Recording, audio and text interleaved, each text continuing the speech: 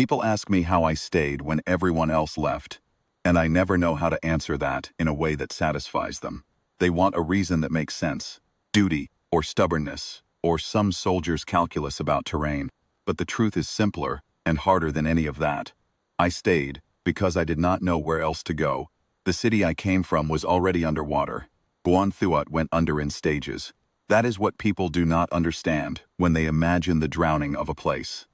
They imagine it happening all at once, a catastrophe with a clear beginning and end, the kind of thing you can point to on a timeline. It was not like that. It was like watching a person age. You look away and then look back, and something is different that you cannot name, and by the time you can name it, the thing is already half gone. The rain started in 2041. We told ourselves it was a season. By 2044, the lower market was flooded from October through February. By 2046, my mother was keeping her shoes on the second shelf of the cabinet instead of the floor. Out of habit, the way people develop habits around the things they have stopped fighting. 2047 she was gone, not dead, evacuated, which felt different but in the mornings felt the same. By the time I was assigned to the Highland Station at the edge of the plateau, the city I had grown up in existed primarily in the way all lost things exist. As a series of images that grew more precise the older they got, and more unreliable, the way a mirror held at an angle shows you a room that is almost the room you are standing in. The Highland Station sat at 1,100 meters above what used to be sea level. It was a maintenance and refueling post for the atmospheric monitoring drones that the cooperative had been flying over the Central Ranges since the floods began. There were 17 of us when I arrived. By the spring of 2048, when the events I am going to describe took place, there were 9. The others had rotated out or transferred down country to the coastal resettlement zones or the northern platforms. Facility Commander Fuang had put in 3 transfer requests of her own, all denied, which she managed by becoming the most controlled person I have ever known. She ran the station on a schedule. She believed in the schedule the way some people believe in prayer. Not because she thought it would save anyone, but because the alternative was standing in the rain, with nothing between you and the size of what was happening. I was the senior maintenance technician. That meant I kept the drones flying, and the generators running, and the water recyclers cleared of the particulate matter that the rain carried off the forest canopy, a reddish silt that clogged everything, and smelled faintly of iron. It was not glamorous work. It was the work of keeping small systems functional inside a larger system that was failing at a scale no one at my pay grade could do anything about. I was good at it. My father had been a mechanic. Motorbikes, agricultural equipment, anything with an engine that needed coaxing back to life, and I had grown up watching him work. He had a quality I have spent my whole adult life trying to identify precisely enough to name. It was not patience exactly, though he was patient. It was more like the specific quality of attention a person pays to something they have decided to take seriously regardless of whether the world agrees it deserves that seriousness. He gave that attention to broken engines. He gave it to my mother's moods. He gave it to the rain, those last years, watching it from the porch of the house above the market. Tracking its patterns with the same unhurried focus he brought to everything else. As if eventually the rain would tell him something useful if he just kept watching. He was not an educated man. He had not finished secondary school. He had a vocabulary for mechanical things that was precise and a vocabulary for everything else that was adequate. And he had long since decided that the distinction did not matter as much as people claimed. What mattered was the attention. You could bring adequate language to a thing and still see it clearly. You could bring the right kind of attention to something and understand more about it than the people who had all the correct words. I believe this because I had watched him do it year after year, in the garage behind the house, and on the porch above the flooding market, and I believed it still in 2048 at the Highland Station, alone on the early morning shifts, with nothing but the rain and the generators, and the drone telemetry feeding through the screens in the operations room. I thought about him often in those months at the station. I thought about him most in the early mornings, before the generator shift change, when I would stand in the open bay door of Hangar 2, and watched the forest below the plateau edge, and listened to the rain on the corrugated roof. The sound of it was enormous and specific at the same time. Challenge it the sound of a world conducting its own business without consulting anyone. I found that comforting in a way I could not have explained to Commander Fuang, who found it alarming, which was the correct professional response. First reports of anomalous contacts had come in 6 weeks before I found the hatchling. We did not call them what they were at first. The monitoring drones were returning telemetry that the analysts flagged as atmospheric interference. Large thermal signatures moving through the cloud layer above the plateau, organized in patterns that didn't match any weather system on record. Commander Fuang briefed us on the anomalies in her usual tone, which was the tone of someone reporting a minor scheduling change. She said the cooperative was looking into it. She said we should continue normal operations. She said there was no cause for alarm. I believed about half of that. The forest had been changing for 2 weeks before the contact. I noticed it on my maintenance runs along the perimeter fence. A quality of stillness that was different from the usual stillness of rain. Animals in a highland forest in constant rain have a certain behavior pattern. They shelter, they move minimally. They are audible in the undergrowth in the specific ways that small sheltering animals are audible. Then one morning, none of that. Silence under the rain. Just the rain and beneath it nothing, as if the forest had been evacuated by something I hadn't seen. I filed a note in the maintenance log because I did not know what else to do with it. And Commander Fuang read the note and told me to stay inside the perimeter until further notice.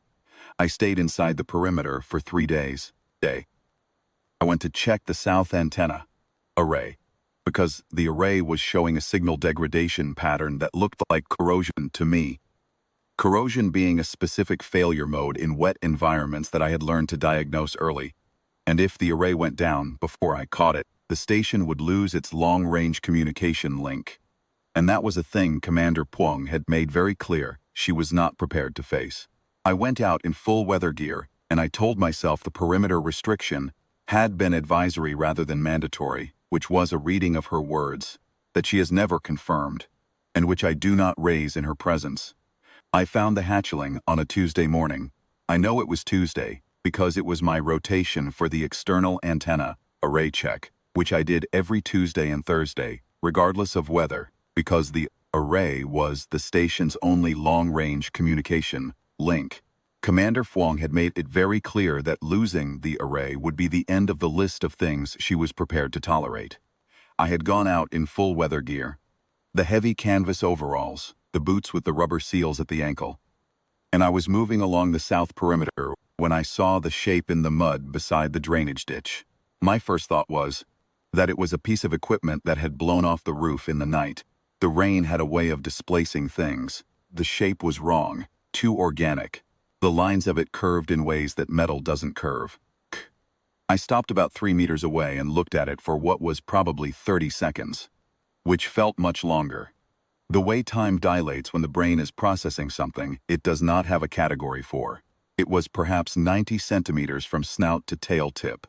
The body was lean and reptilian in its proportions, 4 limbs folded close, a tail coiled partway under the left flank. The scales were the color of wet slate, dark gray, with a faint iridescent undertone that the rain made shimmer when the light shifted. The wings were the thing I noticed last, because one of them was wrong. The left wing was folded correctly against the body, but the right wing was extended at an angle that no wing should be extended at. Half open and dragging in the mud, and the leading edge had a fracture I could see from 3 meters away. A clean break in what I would later understand to be the equivalent of the radius bone, the structural member that kept the wing membrane taut. The hatchling was breathing. I could see the rib cage moving, but it had its eyes shut, and it was not moving otherwise. And the way it was lying told me it had been lying there for a while before I found it. I stood in the rain and looked at it for another long moment. I thought about Commander Fuang's instruction to stay inside the perimeter. I thought about the thermal signatures in the cloud layer. I thought about the silence in the forest. Then I looked at the broken wing and the mud, and the rain hammering down on a creature the size of a large dog that had clearly been trying to get somewhere and had not made it. and I went back to the hangar for the cart. I want to be precise about what I was thinking when I did that, because people have since made it into something it wasn't. They want it to have been courage, or instinct, or some profound moment of cross-species recognition.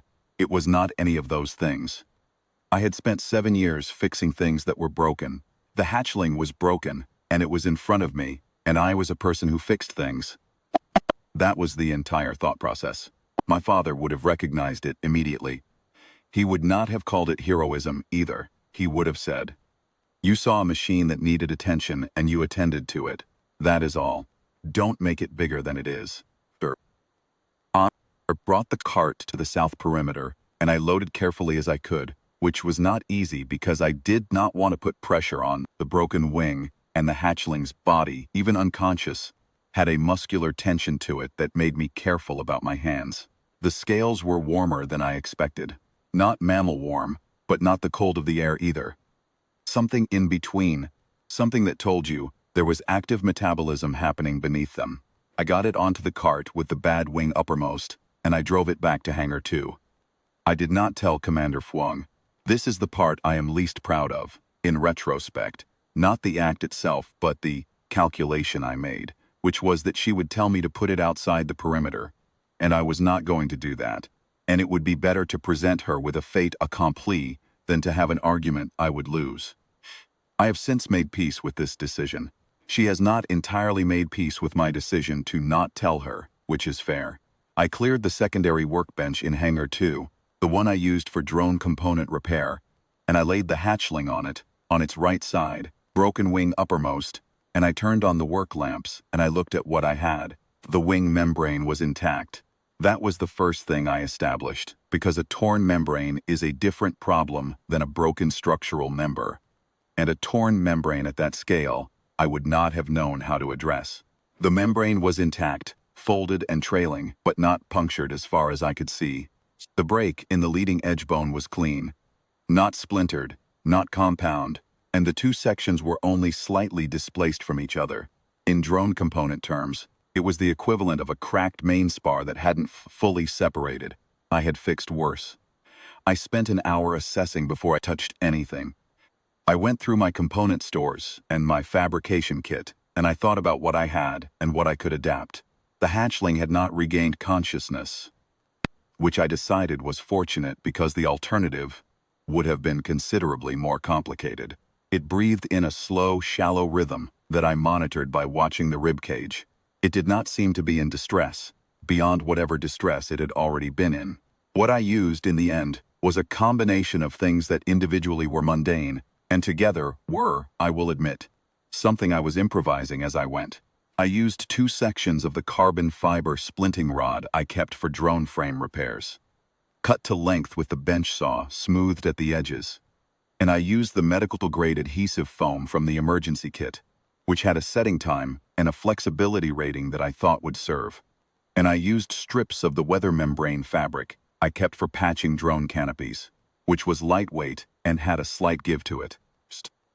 I aligned the brake using my fingertips and a precision level, because I did not have anything more specific than that, and because the alignment of a bone, I reasoned, was not categorically different from the alignment of any other structural component. You were trying to restore the geometry that the thing was designed to operate with, and the tools available would have to be adequate. I set the alignment. I packed the adhesive foam carefully along neck fractures. I applied the splint rods along the dorsal and ventral surfaces of the leading edge and wrapped the membrane fabric over them in overlapping layers, keeping the tension even the way my father had taught me to wrap a cracked exhaust pipe when you don't have proper clamps. Then I let it cure. While I was waiting for the adhesive to set, I sat on the stool beside the workbench, and I watched the hatchling breathe, and I listened to the rain on the hangar roof. The sound of rain on a corrugated metal roof is one of the sounds of my childhood. I did not know I carried it as comfort until I was sitting in that hangar in 2048, watching an alien creature breathe and feeling, against all reasonable expectation, calm. False calm of someone suppressing panic. Actual calm. The kind that comes when you are doing something specific and the thing requires your hands, and your attention, and there is nothing left over for anything else. I thought about my mother's house. I thought about the cabinet where she kept her shoes on the second shelf. I thought about the way the rain used to sound on the roof of the house above the market, and about my father on the porch with his coffee, watching the street collect water, tracking it with that unhurried attention he gave everything.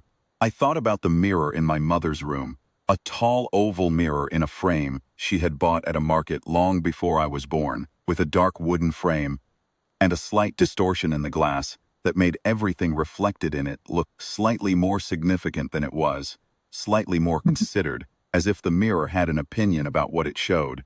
I had stood in front of that mirror 100 times as a child.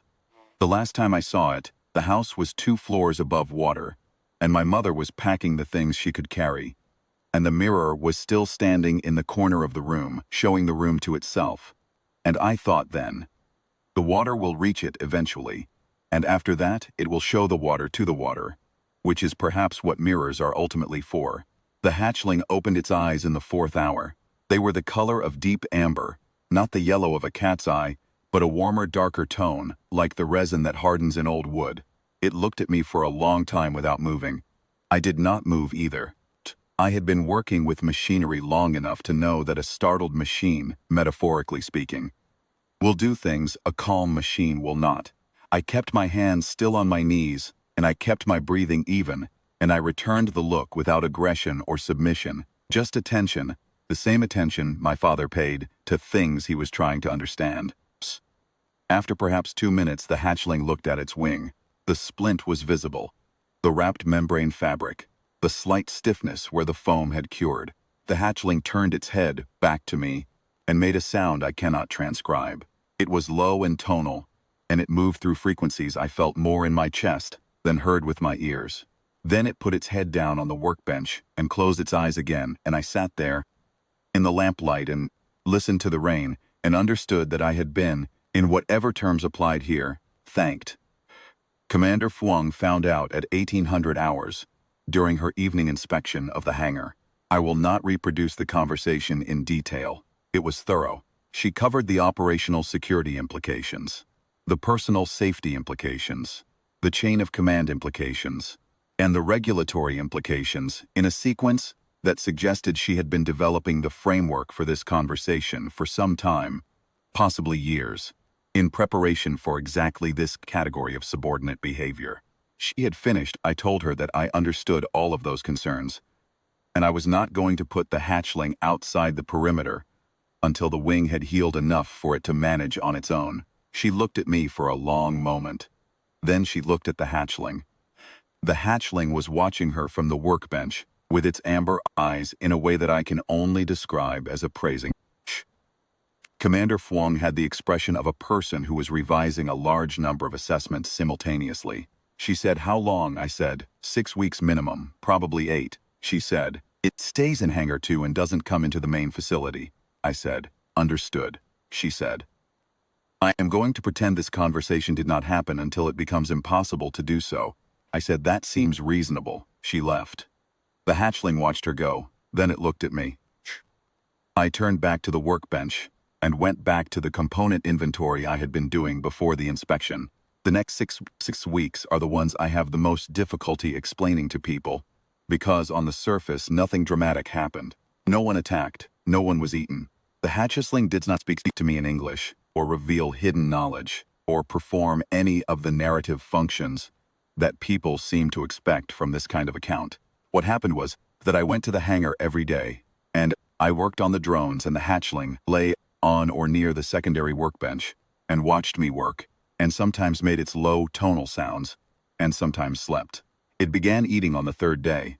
Small catches it was making on its own, rodents and birds, from the immediate perimeter of the hangar, which told me its mobility was returning faster than I had expected.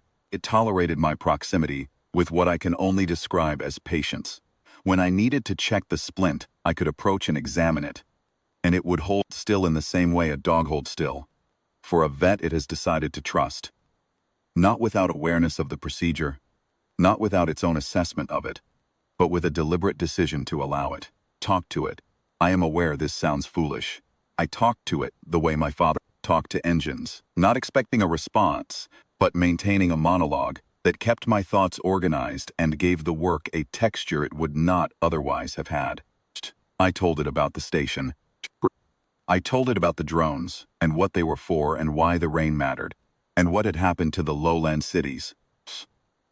I told it about Buanthuat, and about the market, and about my mother's shoes on the second shelf and the mirror in the corner of the room. I told it about my father on the porch. I told it about the mirror, the oval mirror in the dark wooden frame, the slight distortion in the glass, the way it made everything in the room look slightly more significant than it was, slightly more considered, as if someone had decided the ordinary things in my mother's room deserved a second look. I told it that the mirror was gone now, most likely, that the water had taken it, that somewhere in the flooded rooms of the house above the drowned market, the mirror was showing the water to the water in the dark, and that this seemed to me not entirely sad. The hatchling listened, or it didn't. I had no way of knowing, but it never turned away from me when I spoke, and the amber eyes tracked me as I moved, and there was a quality of attention in them that I recognized. I had seen it in my father's eyes when he was working on something he found genuinely interesting. Not the polite attention of someone tolerating a monologue. Real attention. The kind that changes the shape of the conversation, even when one party isn't saying anything. There were things I noticed about the hatchling over those weeks that I did not report to Commander Fuang, and that I have only reluctantly shared with the contact teams since. I noticed that it had preferences, not needs. The eating and the sleeping and the wing tending were needs, and those I had expected. But preferences, the small, unrequired choices that indicate something with opinions. It preferred the morning light from the east-facing bay windows to the work lamp light, and would shift position in the early morning to maximize its exposure to it, with the exact unhurried purposefulness of a person adjusting a chair. It preferred certain sounds in the hangar over others. The high whine of the bench saw made it briefly tense, scales along the neck and shoulders going subtly raised, though it did not vocalize and it did not move. The lower frequencies of the generator running in the adjacent room seemed to have the opposite effect. A settling quality that I noticed first when I kept the generator on overnight during a sustained signal check and found the hatchling in the morning more deeply asleep than I had yet seen it. Limbs fully extended, the habitual watchfulness gone. It watched my hands, my face, primarily, though it attended to my face when I spoke. When I talked, it would orient to my face the way you orient to the face of someone who is speaking, because that is where the meaning is. In the intervals between speech, it watched my hands. Specifically, it watched what my hands were doing, the way they moved on the components, the way they used the tools. I began to have the uncomfortable sense that it was learning something. Not imitating, but understanding. The way you understand a grammar before you can speak a language. I kept my hands visible when I worked. I do not know if this was the right thing to do, or simply a thing I could not stop myself from doing. Once I had become aware of the watching, I slept better in those weeks than I had slept in months. I do not know why exactly, though I have theories.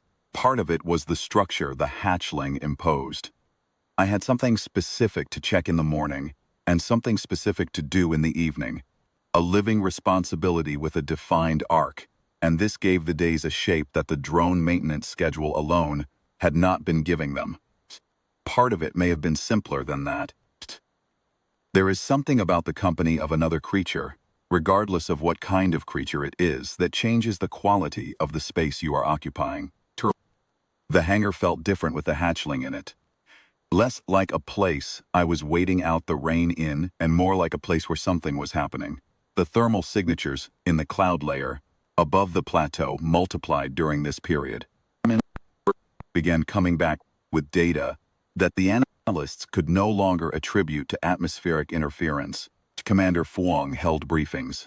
The cooperative issued a series of advisories that had the tone of organizations that have understood what is happening and have not yet decided what to say about it. The other 8 people at the station developed their own relationships with the situation. Min took up sitting in the communications room for extra hours and listening to the contact frequencies with headphones on, making notes in a pad he never showed anyone. Land began documenting everything in a personal log with the urgency of someone who had decided that documentation was the correct response to the incomprehensible. Old Duck, the senior weather analyst, started taking his coffee on the exterior observation deck every morning and looking up at the cloud ceiling with the expression of someone waiting for an appointment they had made a long time ago. He told me once that he had been a weather analyst for 31 years and that he had spent those 31 years explaining to people what the sky was doing, and that it was a strange thing to look at a sky that he could not explain. He did not say it with distress. He said it with the tone of a man who had lived long enough to appreciate novelty. I tended the hatchling and kept the generators running and watched the forest below the plateau edge and listened to the rain. 6 weeks in, the splint had done what I needed it to do. Brake had knit sufficiently. I could feel it in the structural integrity when I ran my hands along the leading edge, a firmness where there had been displacement. I removed the splint material carefully over the course of a morning, the hatchling still and watchful throughout. The wing extended when I was done. Not fully. There was still stiffness. There would be for a while, but it extended, and the membrane was sound, and the hatchling held it out for a long moment as if testing the feedback, then folded it back against its body and looked at me. I did not know what I expected to happen next. I had not thought far enough ahead to have an expectation. I had been doing the work that was in front of me, and the work was done, and now I was at the edge of what I had planned. What happened was that it did not leave. I had assumed it would leave. I had assumed that was the outcome, that it would heal and it would go out through the hangar bay doors and back into the forest and into whatever its life was.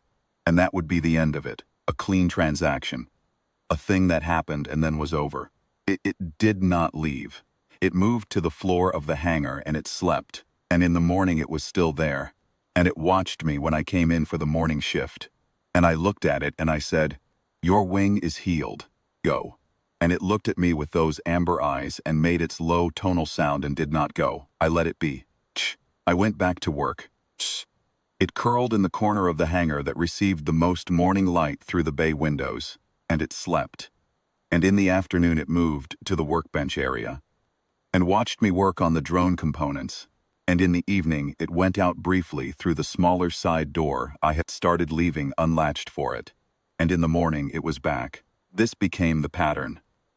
I stopped mentioning to it that it could leave. The mention had not been productive. 4 days later the forest went silent again. Not the ordinary silence of sheltering animals. The complete silence I had noted before. The silence that came before. I was on my morning perimeter check when I registered it, and I stopped walking and stood in the rain and listened to the absence of everything except the rain itself. The cloud ceiling above the plateau was lower than I had ever seen it, perhaps 200 meters. A gray-white mass that moved with a weight and intention that weather systems do not normally move with. The monitoring drones had all returned to base, without filing approach alerts, which was not something drones did on their own. I had not recalled them. Someone else had. I went back to the hangar. The hatchling was awake and standing. All 4 limbs, weight distributed evenly. Its posture different from anything I had seen from it in the weeks of recovery. Not the posture of a healing animal arranging itself on a warm surface. The posture of something alert and oriented. Its head was turned toward the closed bay doors, and it was making a sound I had not heard before. Not the low tonal sound I had come to associate with communication, but something higher. It's a series of tones that had structure, that repeated in patterns with a rhythmic quality, that suggested deliberateness rather than distress. I stood and listened to it. Then I went to the bay door controls and I opened the doors. The rain came in sideways. I had to brace against it. The plateau edge was perhaps 80 meters from the hangar, and beyond the plateau edge was the forest. And beyond the forest was the cloud ceiling, and in the cloud ceiling there was movement that was not weather. Could see it even through the rain. Shapes at the cloud base, enormous shapes, coiling and turning in a way that suggested structure, organization, intention. The scale of them was difficult to process. I had a moment of the same dissociation I imagine people have when they look at the ocean for the first time after having only seen photographs of it. The understanding that the category is right, but the category has given you no real preparation for the actuality. The hatchling walked past me and stood at the edge of the open bay door and kept making its tonal sounds into the rain. The shapes in the cloud base slowed. One of them, the largest, which had a different quality of movement from the others, more deliberate, more weighted, began to descend through the cloud layer. I want to describe what I saw as clearly as I can, because I have told this story many times, and I know that people's imagination, if I leave it a gap, will fill the gap with something that is not what was there. What came down through the cloud was not a shape I can reduce to a simple comparison. It was vast in the way that geographical features are vast.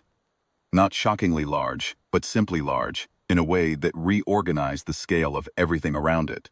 It was draconic in its proportions. The long serpentine neck, the four limbs held close during descent, the wings, partially furled, managing the descent, that when they had been fully extended must have spanned something I could not have stepped off in less than a minute. The scales were not the wet slate of the hatchling's coloring.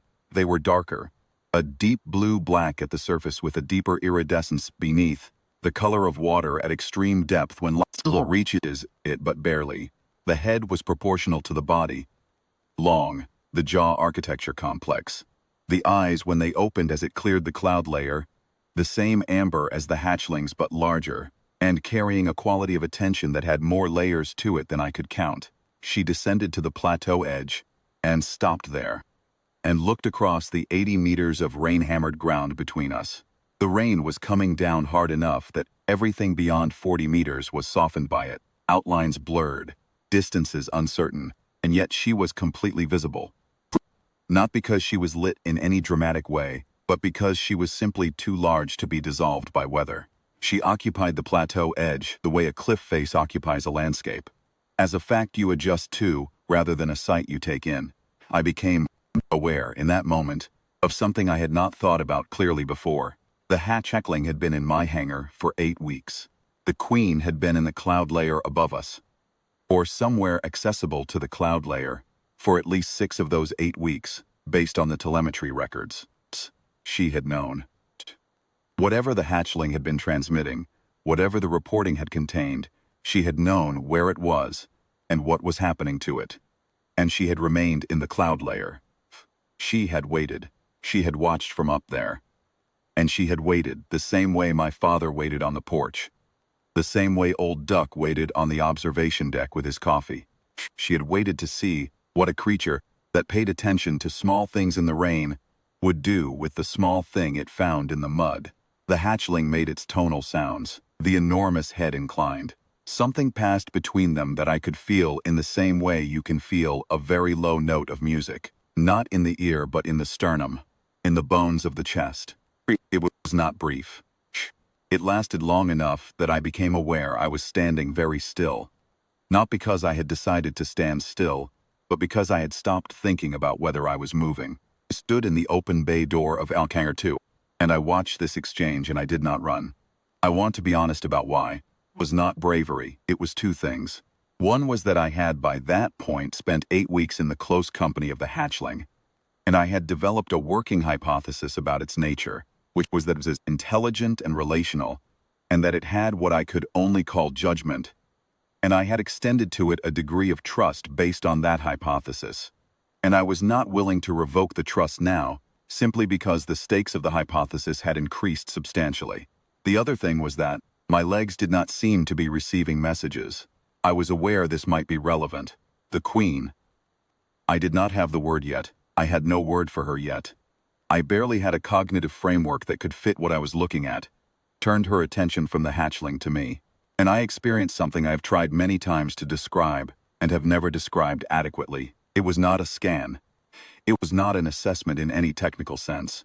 It was closer to the experience of being looked at by someone who is not deciding whether you matter, but who has already decided, and is now simply looking. In the way you look at a thing you have already decided to keep. It lasted perhaps 4 seconds. It felt considerably longer, but not in a frightening way. In the way that a moment lasts longer when you are fully inside it rather than outside it, watching yourself be inside it. Then she turned back to the hatchling, another exchange of tones. And then she looked at me again and she did something with her head. An inclination, deliberate, unhurried, that I recognized because I had been trained by 8 weeks of close proximity with her youngest to read the register of it. I had done it myself, sitting on the stool beside the workbench, when I wanted to signal that I was attending, that I was here, that I was taking what was in front of me seriously. It was not submission, it was recognition. I returned it. I inclined my head. I kept my hands at my sides, and I looked at her directly, and I inclined my head in the rain. Commander Fuang was behind me. I did not know when she had arrived, she said quietly, in a tone I had never heard from her before and have not heard since. What do we do now? I said. I think we stay here. I think we stay here and we let them come to us if they come. She said, that is not a protocol. I said, no. She said, all right. She came and stood beside me in the open bay door. After a moment, Min and Lan and Duck came and stood behind us. All 9 of us were in the bay door eventually. We stood in the rain, and we looked at the Dragon Queen on the plateau edge, and she looked at us, and Hatchling stood between her and us, and made its tonal sounds, and the cloud ceiling above the plateau moved with shapes too numerous to count. They did not come closer that day. After a time, perhaps an hour, perhaps 2, time was not behaving normally. The queen ascended back into the cloud layer, and the other shapes withdrew, and the forest below the plateau edge was still, and the rain came down, as it always came down, and everything looked the way it always looked, except that it was not the same, and we all knew it was not the same. Came after is not my story to tell in detail. Were people better positioned than me to tell the story of what the dragon's sovereignty was, and where they had come from, and what they wanted, and what they made of us? There were diplomats and scientists and analysts who spent years on those questions. I am a maintenance technician. What I can tell you is what I saw from where I was standing, which is not nothing, because where I was standing was the place where it started. The hatchling stayed for another 3 weeks after that first appearance of the queen. In those 3 weeks, the shapes in the cloud layer became constant. A presence that the plateau lived under the way the plateau lived under the rain. Always there, acknowledged, incorporated. The drones we sent up were not interfered with. The signals we transmitted were not jammed. When we went about our work, we were not approached.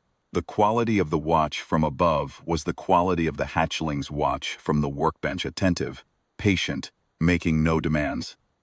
There were nights in those 3 weeks when I lay on my bunk and thought about what it meant that they had been watching the drowned world from above and had chosen, of all the things they might have chosen, to send a hatchling down through the cloud layer first.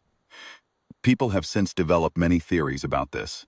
The diplomatic teams and the xenobiologists and the contact specialists have spent considerable effort analyzing the hatchling's presence in the highland forest and what it signified, and whether it was deliberate or accidental. I have my own theory, which I have not published anywhere because it is not the kind of theory that lends itself to publication. I think the hatchling came down because it wanted to see what was here, the same way I used to walk to the plateau edge and look at the forest and the cloud ceiling in the early mornings, not because I expected to find anything specific, but because looking was the thing I knew how to do, and looking felt more honest than not looking.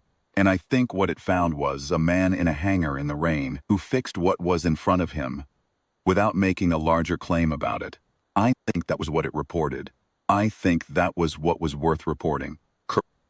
There were nights in those 3 weeks when I lay on my bunk and thought about what it meant that they had been watching the drowned world from above and had chosen, of all the things they might have chosen, to send a hatchling down through the cloud layer first. People have since developed many theories about this. The diplomatic teams and the xenobiologists and the contact specialists have spent considerable effort analyzing the hatchling's presence in the highland forest and what it signified, and whether it was deliberate or accidental. I have my own theory, which I have not published anywhere, because it is not the kind of theory that lends itself to publication.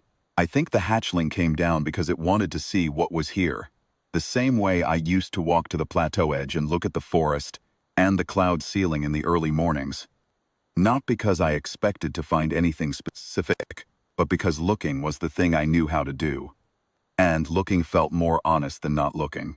And I think what it found was a man in a hangar in the rain who fixed what was in front of him without making a larger claim about it. I think that was what it reported. I think that was what was worth reporting. Commander Fuang did not speak to me much during those 3 weeks. But she also did not stay inside the facility the way she had stayed inside before the Queen's appearance. She took to walking the perimeter at dawn and dusk in full weather gear, the same route I had walked when I found the hatchling. She never explained why. I did not ask. I understood it as a kind of answer to what she had witnessed. The same instinct I had, which was that the correct response to the incomprehensible was not to retreat from it, but to continue to occupy your own ground. To keep doing the work of being present in the specific place where you were. She is a more disciplined person than I am, and she expressed it differently, but it was the same thing. Duck told me one evening over the rice and pickled vegetables that constituted most of our meals, by that point, that he had been trying to calculate how long the sovereignty had been watching Earth before the first telemetry contact. He said the evidence in the atmospheric data suggested at least 40 years. He said. They watched us drown the coastlines. They watched us move the lowland cities uphill. They watched us send drones into the cloud, because we had run out of other things to send.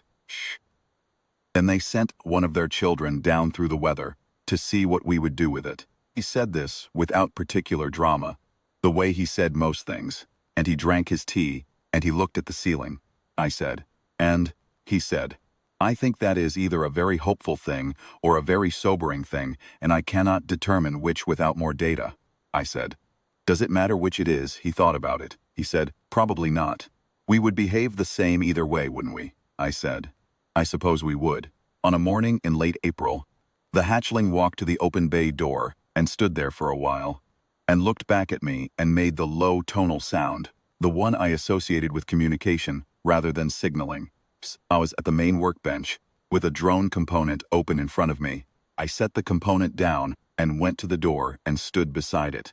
Plateau was rain-hammered and gray-green, and the cloud ceiling was low and thick and moving. I looked at the hatchling. It looked at me. We stayed like that for a time that was enough and not too long, and then it walked out onto the plateau and it spread its wings. Both of them, the heeled right wing fully extended, the membrane taut and sound in the rain, and it looked back once, and then it went up into the cloud and was gone. Stood in the bay door for a while after. The rain came down. The forest was still below the plateau edge, and the cloud ceiling moved, and the shapes that had been in it for 3 weeks were no longer visible, and the sky for the first time in a long time was just a sky. I do not know exactly what I felt, something that was not entirely grief and not entirely relief. Something that was closer to the feeling you have at the end of a long piece of work that went the way it needed to go. Not elation, because elation is for things that go better than expected, but a kind of quiet sufficiency. A sense that what was supposed to happen had happened, and that you had been present for it, and that was enough. Then I went back to the workbench, and I picked up the component, and I went back to work. A delegation arrived from the cooperative 3 weeks later. They brought interpreters, or what they called interpreters, people who had been working on the contact signals since the sovereignty first appeared in the upper atmosphere. They debriefed me for 4 days.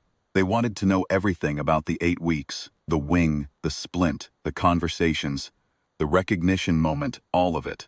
They had maps of the sovereignty's movements in the weeks since the first descent, and they wanted me to understand that the station at the Highland Plateau, our station, Hangar 2, the secondary workbench with the work lamp, was the geographic center of a pattern of movement and signaling that the analysts were still trying to map. I told them everything I could tell them. I told them about the splint and the materials. I told them about the conversations I had had with the hatchling, the monologues, the things I had told it about Buon Thuat, and the market, and the mirror in my mother's room. The head interpreter, a serious woman named Dr. Thee, who had not slept adequately in what appeared to be several weeks, asked me, "Do you think it understood what you were telling it?" I said, "I think it understood more than I expected and possibly more than I understood."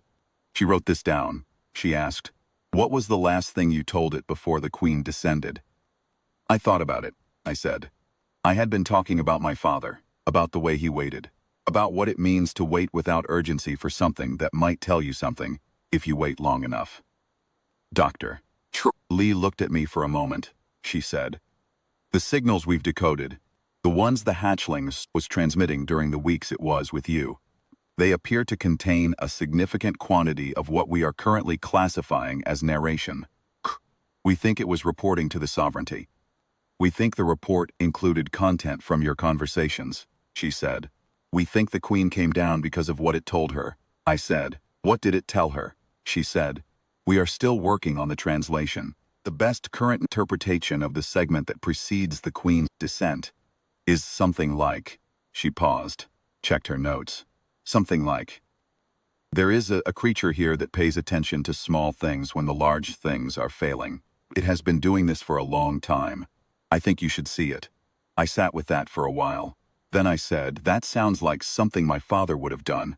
Dr. Thie said, "I'm sorry?" I said, "He paid attention to small things when the large things were failing. That was the thing about him that I could never quite name. It's not patience. It's closer to. It's the decision to take something seriously regardless of whether the world agrees it deserves that seriousness." She wrote that down too, with the expression of someone who recognizes a phrase they will use for the rest of their career. The formal contact protocols took another 8 months to establish. The sovereignty was not in a hurry. Neither were we by then. We had learned something about their pace from the months of watching from the cloud layer, and the diplomatic teams had adapted accordingly, which is itself a kind of achievement if you know anything about how diplomatic teams normally behave. Things that were discussed in those protocols are public record, and I will not rehearse them here. What matters for this account is what the protocols produced, which was the beginning of something I cannot name, because it is still becoming whatever it is going to be. What I can tell you is this. Puanthuit is still underwater. The rain has not stopped. I do not expect it to stop within my lifetime, and I have made my peace with that in the way you make peace with the things you cannot change, which is imperfectly and incrementally, and by finding other things to attend to. My mother is in the northern resettlement zones. She is well. I called her after the debriefing, and I told her some of what had happened, and she was quiet for a long time, and then she said, "You stayed when everyone left." I said, "I didn't have anywhere else to go." She said, "That's what your father would have said too." Then she said, "The mirror is gone, by the way. The water took it in October." I said, "I know. I had thought about it the whole time, some part of me." She said, "What was it showing at the end, do you think?" I said, "I think it was showing the water to the water." She said that sounded right. I am still at the Highland Station. Commander Fwong is still here too. She transferred twice, and was recalled both times to serve as station liaison for the contact teams. And she has stopped submitting transfer requests, which I think represents a profound shift in her philosophy, but she has not confirmed this. The 9 of us who were here at the beginning are, with 2 exceptions, still here. We have become, without intending it, the people who were there when it started, which is a thing that happens to ordinary people in extraordinary situations, and is not something you can plan for or train for. You are simply there, doing your work, and then later, you are the people who were there. The Hatchling came back once, not to the hangar, to the plateau edge. At dawn, on a morning in the dry season when the cloud's ceiling was higher than usual and the plateau was briefly visible from above. I was on the early shift and I was at the bay door with my coffee the way my father used to stand on the porch, watching. Came down, out of the cloud layer alone, and it landed on the plateau edge, and it looked at the hangar, and I looked back at it across the 80 meters of morning air. Its right wing was fully extended in the dawnlight, the heeled leading edge catching the gold of the early sun, the membrane sound and taut. It held that for a moment. Then it folded the wing and looked at me for another moment, and then it went back up. I stood in the bay door for a while after that too. Then I drank the rest of my coffee, and I went back inside. Do not know what that was. I do not need to know what it was. It was enough to be there and to see it, and to register it with the attention it deserved. That is all any of us can do with the things that pass through our lives. You pay attention, you take them seriously. Fix what you can fix, and you wait for what you cannot hurry. and you stand in the rain long enough that sometimes the rain tells you something. That is what I learned from my father. That is apparently what the hatchling told the queen. Whether it adds up to anything, whether the story of humanity in the years that follow will justify what the queen saw in that exchange. The creature at the workbench with its hands on a broken wing, in the rain, in the dark, at the end of a world it came from and could not return to. I do not know. I hope it does. The rain comes down. I have learned to find it comforting. In the mornings I stand at the bay door with my coffee, and I look at the forest, and the cloud ceiling, and the shapes that move through it when the sovereignty is nearby, and I drink my coffee, and I pay attention. It is the only work that matters. It turns out it is also the kind of work that can, under the right circumstances, be seen from very far away.